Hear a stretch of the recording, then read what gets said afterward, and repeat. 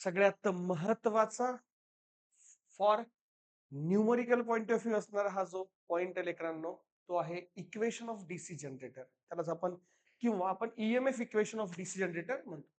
मग आता जे इंड्युस्ड ईएमएफ आर्मेचर कंडक्टर मध्ये होतात, बरोबर लेकरांनो.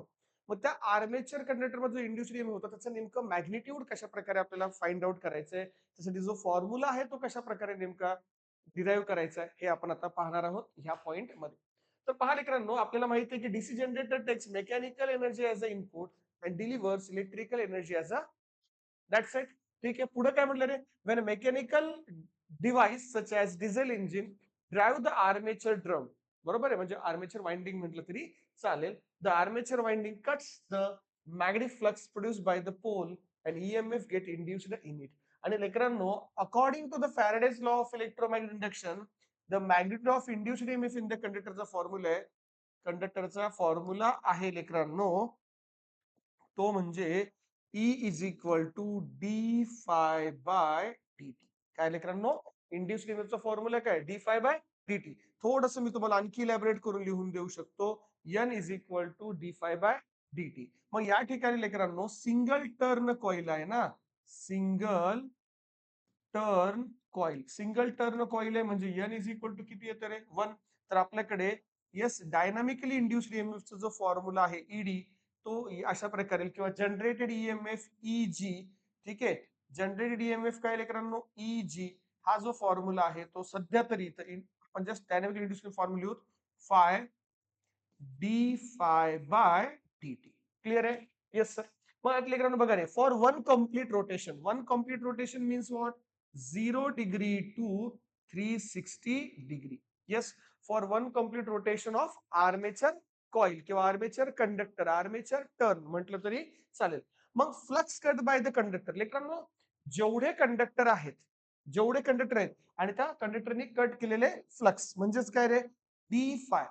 The rate of change of flux, किती फ्लक्स कट करतायत, टोटल एन टर्न्स आहेत आणि ते 5 फ्लक्स काय करतायत, cut sorry total P pole आहेत. बरोबर आहे, कारण आपल्याला माहिती आहे प्रत्येक पोलच्या अंडर येणारे flux, total number of P pole आहेत आणि पी पोल कडून कट झालेले फ्लक्स काय लेकरांनो, या ठिकाणी 5. ठीक आहे. ओके. किंवा तुमची इच्छा असेल तर या ठिकाणी तुम्ही याला 5 इंटू पी असं सुद्धा लिहू शकता. त्याच्यानंतर लेकरांनो बघा काय लिहिलं इथं पुढे, की टाइम फॉर वन रिव्हॉल्युशन, एक पूर्ण रोटेशन कंप्लीट करण्यासाठी लागणारा वेळ.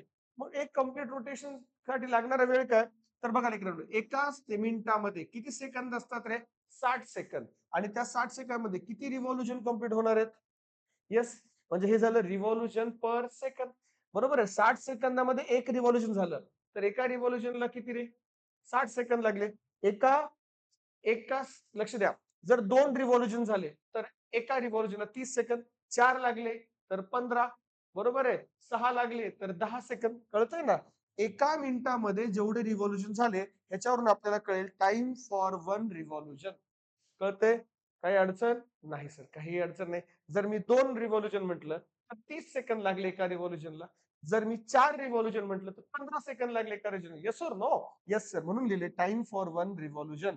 आणि flux cut by the conductor. ठीक आहे. आणि आपल्याला माहिती आहे आपण सेगमेंट मध्ये शिकलो की जेवढे आर्मेचर स्लॉट असतात ते पोल पिच नुसार काय होतं डिवाइड होतात, ही सुद्धा गोष्ट माहिती आहे. क्लिअर.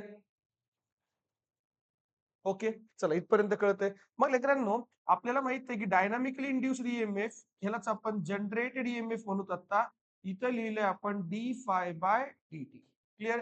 मग D phi by D T काय लेकरांनो, डी फाय बाय म्हणजे काय रे, phi into P upon D T म्हणजे काय लेकरांनो, तर डी टी म्हणजे या ठिकाणी 60 डिवायडेड बाय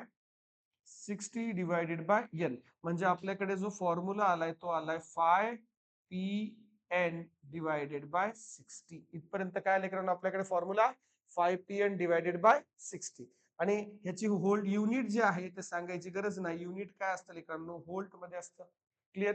मग या ठिकाणी काय काय तुम्हाला, पी म्हणजे number of pole of the generator, phi म्हणजे flux produce by the each pole in weber, N म्हणजे speed in RPM, Z means number of armature conductor, yes, आणि ए म्हणजे लेकरांनो number of parallel path of the armature winding. प्रत्येक गोष्ट या ठिकाणी तुम्हाला रिप्रेझेंट करून दिलेली आहे. ठीक आहे. चला मग आता आपल्याकडे बघा, जो आपल्याकडे फॉर्म्युला येतोय, येस, जनरेटेड ईएमएफचा जो आपल्याकडे फॉर्म्युला आहे, Eg इज इक्वल टू किंवा डायनामिकली इंड्युस्ड ईएमएफचा फॉर्म्युला आलाय phi P N divided by 60. काय आलं आपल्याकडे फॉर्म्युलेकरांनो, phi P N divide by 60. मग आता मला सांगा, आपल्याकडे जेवढे नंबर ऑफ कंडक्टर आहेत, बरोबर आहे, ते कंडक्टर वेगवेगळ्या पॅरलल पॅथ मध्ये रिप्रेझेंट केले. तर या ठिकाणी डायरेक्ट लिहितोय विदाउट, ठीक आहे, for number of armature armature conductor armature conductor per parallel path. बघा, number of armature conductor per parallel path. काय अडचण इथपर्यंत? ठीक आहे. Number of armature conductor per parallel path म्हणजे या ठिकाणी काय लेकरांनो, झेड अपॉन ए. क्लिअर? याच्या ठिकाणी पुट करा. येस. सो या ठिकाणी Eg किंवा Ed dynamically induced EMF is equal to काय येणार आहे, phi P N divided by 60 आणि इंटू लेकरांनो या ठिकाणी येतं Z divided by A. Clear? म्हणजे हा जो ओव्हरऑल फॉर्म्युला आहे तो लक्षात ठेवा. येस, येस, पी लक्षात ठेवा, फाय झेड एन अपॉन 60 आणि इंटू ह्याला लिहायचं पी बाय ए. या फॉर्मॅट मध्ये आपण याला ठिकाणी लिहिणार आहोत. ठीक आहे. चला बघू ना, काय लक्षात ठेवायचं रे, phi Z N into 60 upon काय लेकरांनो, पी बाय ए. ठीक आहे. हा झाला आपल्याकडे फॉर्म्युला. मग आता आपल्याकडे जो आर्मेचर वाइंडिंग आहे, किती टाइपचे आहेत? दोन टाइपचे आर्मेचर वाइंडिंग आहेत. एक लॅप वाइंडिंग आहे आणि एक काय लेकरांनो, वेव्ह वाइंडिंग आहे. मग मला सांगा, for lap winding number of parallel path is equal to pole. Clear? आणि नेक्स्ट लेकरांनो, for wave winding number of parallel path is equal to 2. Irrespective of pole किती असू द्या, नंबर ऑफ पॅरलल पाथ किती असणार लेकरांनो, 2. मग आपल्याकडे जो फॉर्म्युला आहे तो कशा प्रकारे तयार होईल बघा या ठिकाणी. So Eg is equal to phi Z N divided by 60 into P आणि ए बरोबर सुद्धा P A, both are getting cancel out. तर आपल्याकडे फॉर्म्युला येतोय Eg is equal to phi Z N divided by 60. आलाय का रे?